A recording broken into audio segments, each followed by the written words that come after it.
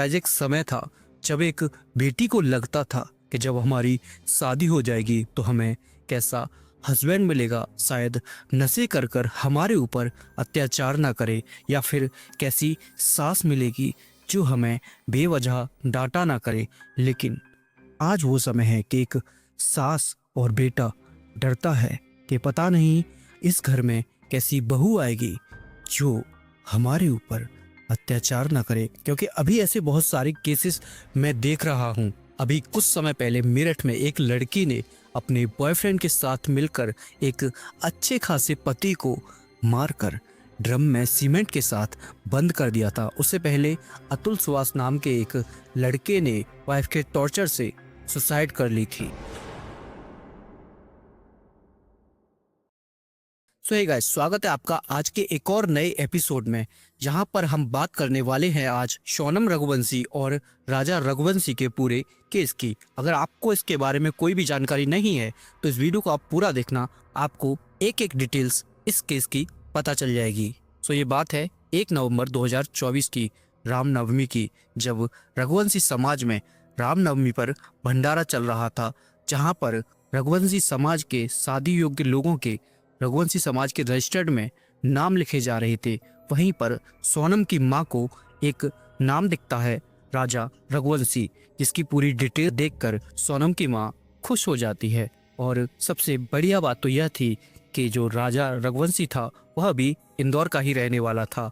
तो सोनम की मां राजा के परिवार में जो रजिस्टर्ड में मोबाइल नंबर लिखा हुआ था उसी पर कॉल करती है, और कॉल करने के बाद अपनी बेटी सोनम रघुवंशी से शादी का जिक्र चलाती है।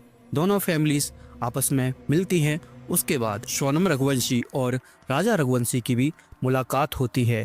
दोनों में आपस में बातचीत होती है और दोनों की शादी फिक्स हो जाती है। राजा की मां ने बताया कि सोनम को शुरुआत से ही राजा में इंटरेस्ट नहीं था। एक बार राजा ने अपनी मां से कहा था कि उसने सोनम को मूवीज देखने के लिए कहा था, तो सोनम ने उसे मना कर दिया था और राजा को इग्नोर भी कर दिया था। इस पर सोनम की मां ने कई बार सवाल भी उठाए। सोनम राजा से फोन कॉल पर बात भी नहीं करती थी।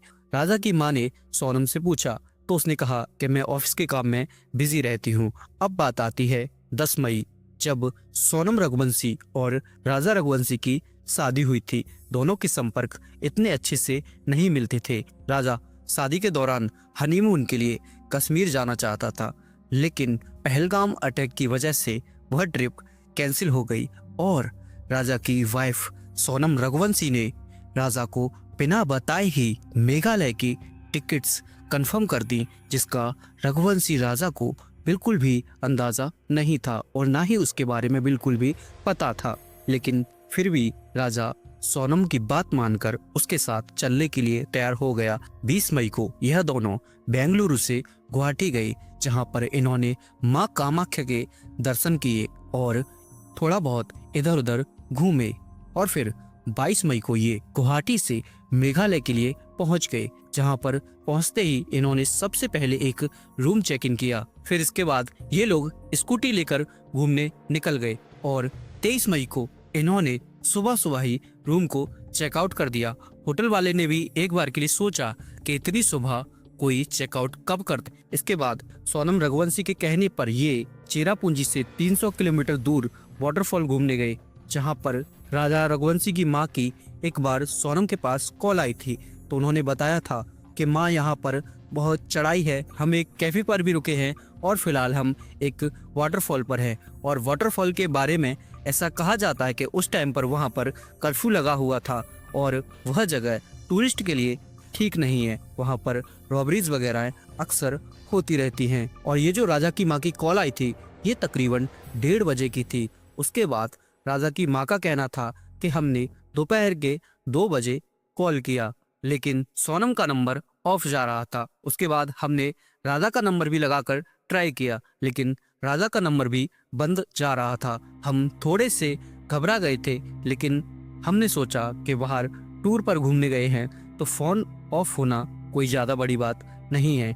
देखते ही देखते हमने रात में कई बार ट्राई किया, लेकिन दोनों फ़ोन स्विच ऑफ जा रहे थे। फिर इन्होंने एक नई सुबह आई और 24 मई को फिर कॉल किया तब भी दोनों नंबर ऑफ जा रहे थे।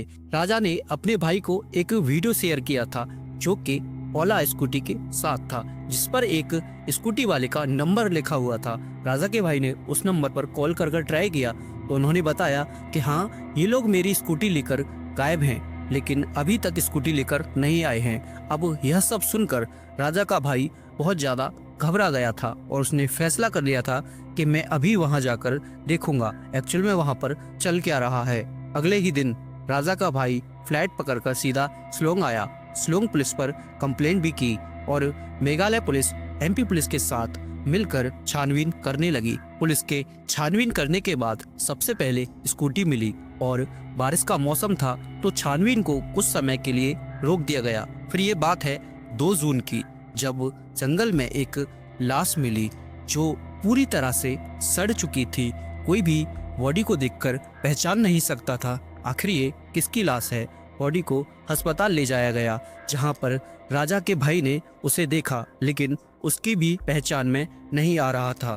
फिर राजा के भाई ने एक नज़र उसके कलाई पर डाली जहां पर एक टैटू बना हुआ था और टैटू पर राजा नाम लिखा हुआ था, जिसे देख राजा का भाई फूट फूट कर रोने लगा। उसे पता चल चुका था कि यह लाश राजा की ही है। जांच पड़ताल के बाद पता चला कि राजा का मर्डर हुआ था और जिस चीज से मर्डर हुआ था वह पेड़ काटने वाला कोई हथियार था। उसके बाद मेघालय पुलिस, एमपी पुलिस और यूपी पुलिस के साथ कड़ी कार्रवाई करने लगी। कार्रवाई के दौरान राज कुशवाहा और विशाल चौहान, इन 2 लड़कों को इंदौर से उठाया गया। उसके बाद आकाश राजपूत को इंदौर के पास से और आनंद को बीना से उठाया गया। जांच पड़ताल के बाद पता चला कि जब मेघालय में इन्हें एक गाइड मिला था, गाइड ने कहा था पहले इन लोगों को मैं ही गाइड कर रहा था, फिर इन्होंने एक नया गाइड ले लिया था जिसमें 3 लोग भी शामिल थे और वह तीनों लोग हिंदी बोल रहे थे। लोकल के लोगों का हिंदी बोलना इम्पॉसिबल है, तो मुझे उन्हें देखकर थोड़ा डाउट भी लगा था। और एक बार वाटरफॉल के टाइम पर ही पाया गया कि सोनम पीछे आ रही है और वही 3 लड़के राजा रघुवंशी के साथ आगे चल रहे हैं। पुलिस की छानबीन अभी भी जारी है और 8 जून की रात को गाजीपुर के ढाबे पर एक लड़की को ब्लैक लोअर टी-शर्ट पहनकर देखा गया, जहां पर कई सारे लोग मौजूद थे, जिनमें से होटल वाले ने बताया कि उस लड़की ने मुझसे घर पर कॉल करने के लिए फ़ोन मांगा था। बेसिकली नॉर्मली मैंने उसे फ़ोन दे दिया था, उसके बाद उसने घर पर कॉल की। उसके बाद उसी नंबर से मेरे पास एक कॉल आता है कि उस लड़की को वहीं रोके रखना और पुलिस को कंप्लेन कर देना, और होता भी वही है। सोनम रघुवंशी को गाजीपुर से पुलिस उठा लेती है। राजा रघुवंशी के भाई का कहना है कि मेरी भाई की हत्या के पीछे सोनम का हाथ है, लेकिन सोनम के पिता का कहना है इसके पीछे किसी और का भी हाथ हो सकता है, मेरी बेटी निर्दोष है। तो दोस्तों, अभी तक इतनी ही इन्फॉर्मेशन मिली है इस राजा रघुवंशी और सोनम रघुवंशी के केस के बारे में। आई होप वीडियो अच्छा लगा होगा। अच्छा लगा है तो वीडियो को लाइक कर, साथ ही साथ ऐसे ही और वीडियोस के लिए सब्सक्राइब कर दो।